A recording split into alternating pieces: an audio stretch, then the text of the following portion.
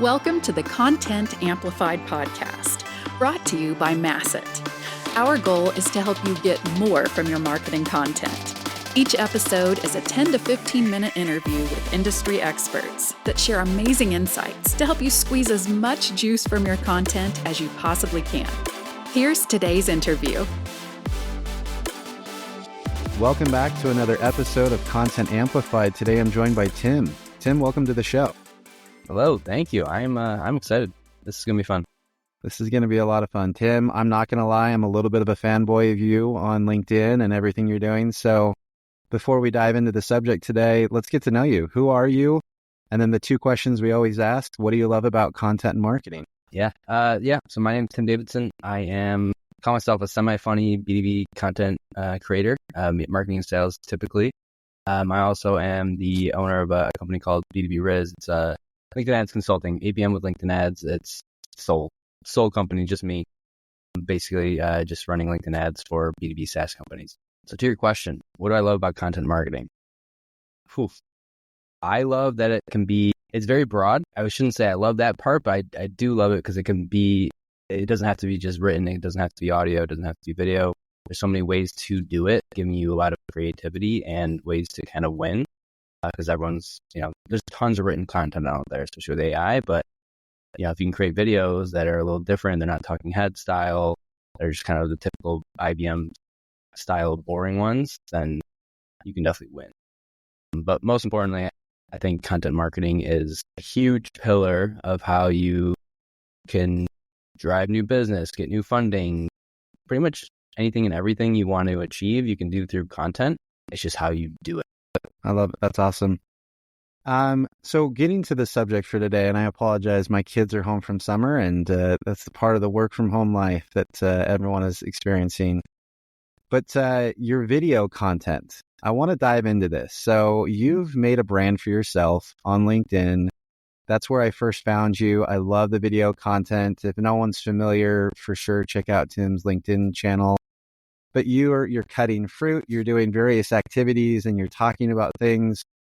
Where did you get these ideas, and what's kind of the setup for how you record videos and things like that? The ideas, if I really think about where the ideas came from, it's probably similar to like a TikTok style content. So first of all, most of my videos I try to create them vertical first. So everything's kind of turned into like TikTok style videos, like Instagram, Facebook, all YouTube Shorts, all that.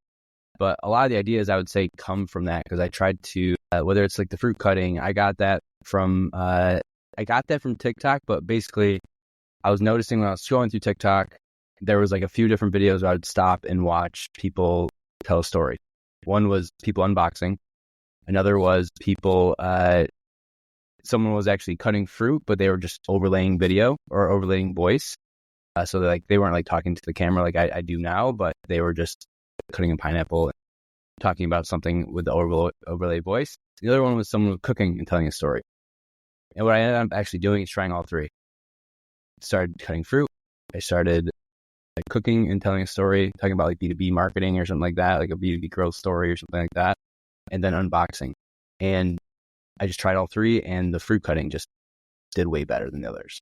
And luckily it did, because unboxing gets expensive and the cooking one just was a mess. That was very, very messy. So luckily that worked out. So do you actually eat all the fruit? That's the real question. Like, are you eating way more fruit nowadays because of it? I've always liked fruit, so that also worked out too. There's that. I will say there's been fruit that I've tried now just because I wanted to try different things. Like, I didn't know there's that much fruit. But, there's sometimes I cut like a whole watermelon. I'm not eating a whole watermelon at the time. I'm cutting it and actually like putting it away in the Tupperware. And then I eat it later, or my wife eats it or something like that. But yeah, the food does get eaten. The only time it hasn't was I did this at an event and they wouldn't let people eat it because they were worried about someone getting sick. That was the only time. Interesting. Yeah. It was kind of sad. So talk about your setup. I know a lot of brands are hesitant to do video, especially with AI. It's really easy to produce written content. How do brands get excited about video and maybe not be that intimidated about it? Anywhere from startup to a bigger company. And really like the actual idea that you have. Again, it's organic, it's you, it's cutting fruit, it's talking. How can brands embrace this kind of format of video and bringing that style to some more traditional channels like LinkedIn? For the first thing is the setup is actually very easy and mobile. I use a phone. All my recordings on a phone. I have a fancy camera. I bought a fancy camera. I tried doing that, and the quality was good, but the phones these days. I have two phones. One ended up turning into a camera. The only reason I did that is just because of the storage. But my camera that I use a lot is iPhone 14. The camera is amazing. I mean, the camera quality is really, really strong. Some people I tell and they're like, oh, I thought it was actually like a proper, video camera. The process is just a lot easier. So it's much more mobile. It's just easier for me. I just use a small tripod. You don't even need a tripod. You just put it up against a coffee mug. And then I will say I have upgraded my voice. I use these like wireless mics. They're like Larkins, I think. Tried a bunch of them. I have upgraded that, but it's very, very simple phone and now the mics. So the setup's really easy. It's mobile and you could just do it really anywhere. I do a lot in my office. I will say in my office, the lighting, I've set up lights and stuff like that, but I do it in the kitchen sometimes. I'll do it just in the living room, like just with sunlight. You don't need much. So the setup's really, really easy. And I think a lot of brands, especially bigger brands, get caught up on that because they think you need this whole studio. They think you need to spend a bunch of money on the editing, which for the editing, I do all myself, but I just use a free app called CapCut. It's just a video editing software. I don't think it devalues a brand. It doesn't matter how big you are. The quality of a phone camera and having someone talk, it never devalues. And I think that's some of the hesitation as well. Yeah. For some reason, especially these bigger brands, they think you need this high quality. Like when I say high quality, it's just like you need to spend a bunch of money on it. The phones are really, really good quality these days. Like extremely, extremely good. It's crazy. Yeah, I love that. So as you're approaching LinkedIn, you obviously decided you want to stand out in a unique way, kind of organically share your voice and who you are, things of that nature. How can brands really discover a unique voice and bring that over into video content? Yeah, I think you need to find something that works for the creator behind it and something that obviously needs to be on brand to an extent. Now it doesn't need to be super like tight buttoned up. I don't think you need to do that, but it does need to be formatted to the creator because I think that is a big part of it. Some people do better with where they're just talking to the camera and they can do it. I can't do that. I need to take multiple edits and then edit them together because if I just talk for 30 minutes, I'm going to say a lot of things over and over again because I didn't say it right. I just can't do that. But some people can. So formatting it to the actual creators is a big way, but also thinking outside the box. Most brands that do it, and you've seen a big push on this where everyone has a podcast, a show, and then all their video content is just taking that hour video and just cutting it up. And so it all looks the same. Everyone's doing that now, so it all looks the same. So the question is, how can you do that different?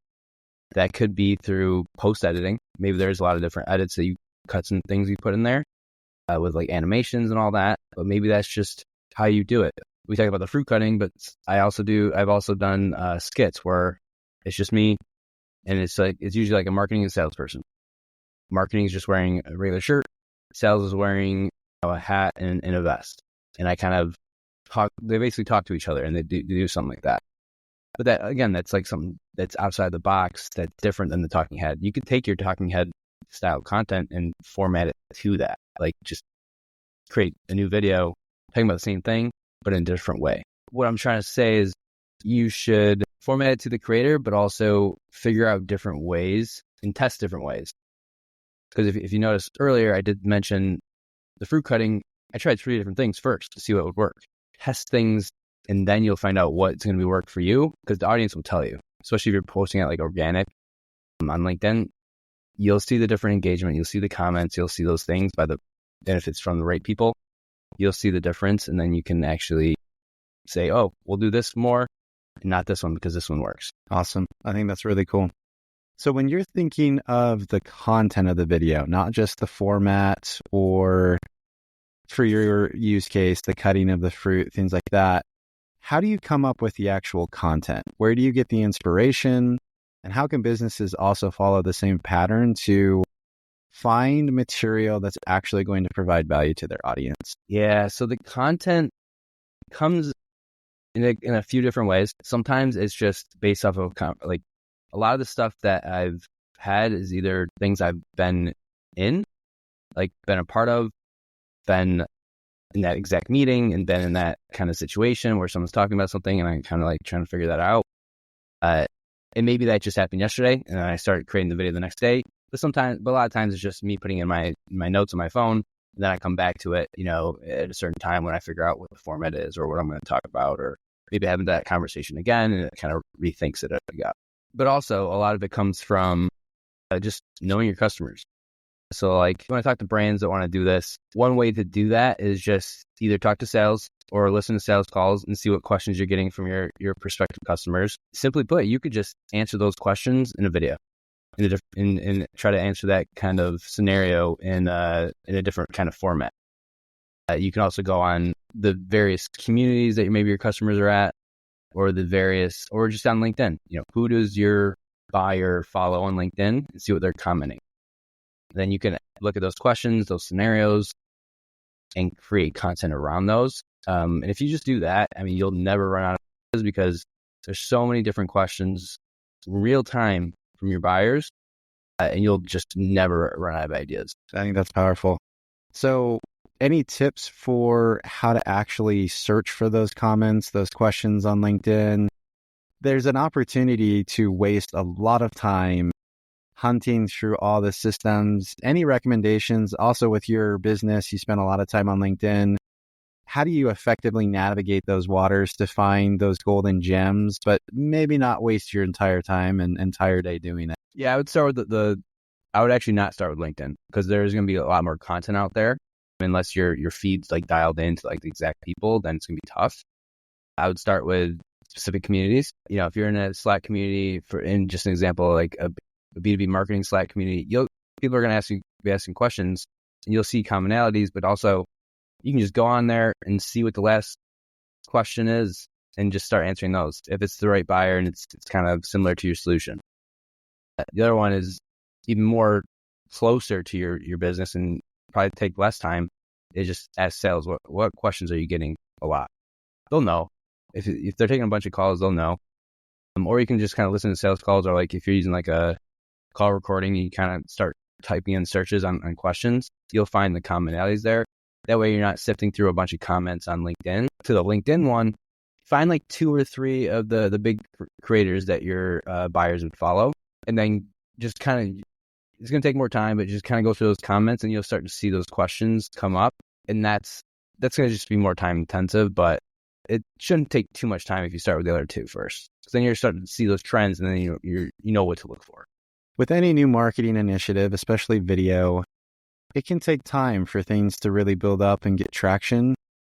Any recommendations for, especially with your own personal experience, how long it might take to have your video start to pick up and take off and actually feel like it's worth it? How long should people really stick with it before they decide maybe there's a different channel for us? So it's tough because the answer truly is depends.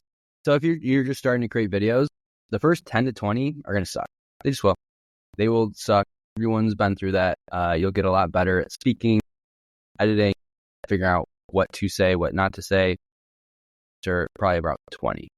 So at the very least, you need to start with 20 before they start getting like better. But in terms of like, should I stay on this channel? It really does depend because you might see comments from your buyers or good engagement from your buyers in the first 5 videos. You might see it in 25 videos. You might see it in 30 videos. You're looking for those leading indicators to tell you that you can keep going. You definitely don't want to, if you do this for 6 months and you get no engagement at all, you should probably pivot. But for most people that are curious and take feedback, if you don't see anything going on in like the first 10 videos, what should you switch? You got to figure out like what are you going to switch with that to see if you can get better engagement. Then once you start to see one that works, then you kind of oh, how do I make that better? Or how do I keep doing those? It's just like a continuous kind of learning scenario that, you could see good traction in the first 3 videos, but your best videos are going to probably come after. Perfect. I love it. That's great advice.